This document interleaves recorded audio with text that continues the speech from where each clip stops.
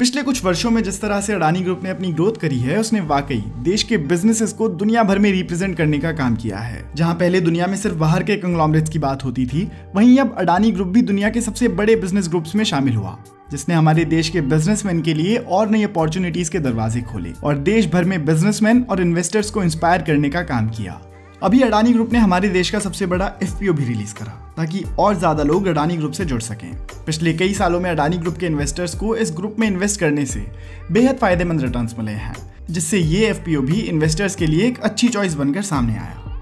इसी सब के बीच हम सभी जानते हैं कि एक विदेशी इन्वेस्टमेंट रिसर्च फर्म हिंडनबर्ग, जो कि शॉर्ट सेलिंग पर फोकस करती है, उन्होंने अडानी ग्रुप से जुड़ी एक रिपोर्ट रिलीज करी, जिसमें उन्होंने अडानी ग्रुप पर कई नए पुराने इल्जाम लगाए, जिससे इन्वेस्टर्स के बीच कंपनी को लेकर नर्वसनेस फैले और कंपनी का स्टॉक प्राइस गिरने लग जाए। आगे बढ़ने से पहले हमें यह समझने की जरूरत है कि आखिर ये हिंडनबर्ग कंपनी, जिसके बारे में शायद अब से पहले आपने सुना भी नहीं था, ये आखिर किस तरह की कंपनी है। तो मैं आपको बता दूं कि हिंडनबर्ग रिसर्च ग्रुप एक ऐसी कंपनी है जो शॉर्ट सेलिंग पर फोकस करती है,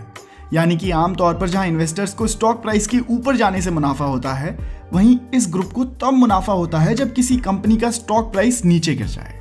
इसलिए अपनी शॉर्ट सेलिंग और रिपोर्ट को पब्लिश एक ऐसे वक्त पर करते हैं ताकि जिस कंपनी के बारे में इन्होंने रिपोर्ट निकाली है, उसके फाइनेंशियल लॉस और स्टॉक प्राइस में गिरावट से इनके ग्रुप को सीधा फायदा हो जाए।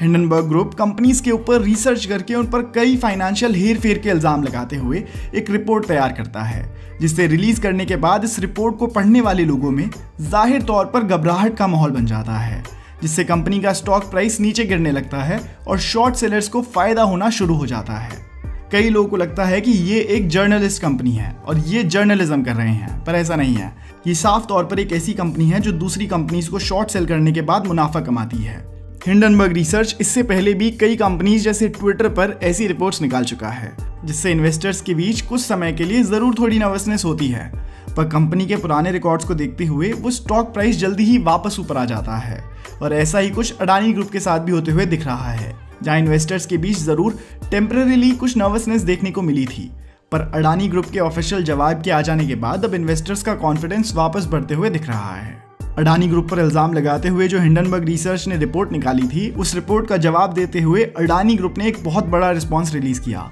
जिसमें उनके सभी सवालों के जवाब दिए गए।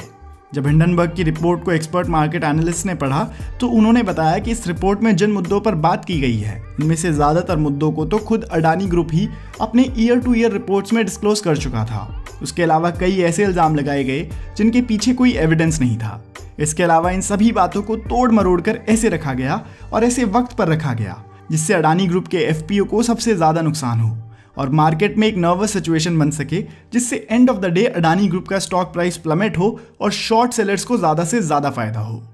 कई एक्सपर्ट मार्केट एनालिस्ट का यह भी कहना है कि हिंडनबर्ग कंपनी ने ऐसा सिर्फ इसलिए करा है ताकि वो सिक्योरिटीज की मार्केट में जगह बना सकें, जहां रिटेल इन्वेस्टर्स के नुकसान से अमेरिकन कंपनीज को फायदा हो। खैर, जब से अडानी ग्रुप का रिस्पॉन्स रिलीज हुआ है, तब से स्टॉक प्राइसेस वापस बढ़ने शुरू हो गए हैं। जिस वक्त हमारे देश का सबसे बड़ा एफपीओ रिलीज होना था, बिल्कुल उसी वक्त इस रिपोर्ट का आना जरूर ही एक इत्तेफाक से कुछ ज्यादा लगता है। इस पर आपकी क्या राय है, आप हमें कमेंट्स में जरूर बताइएगा। धन्यवाद।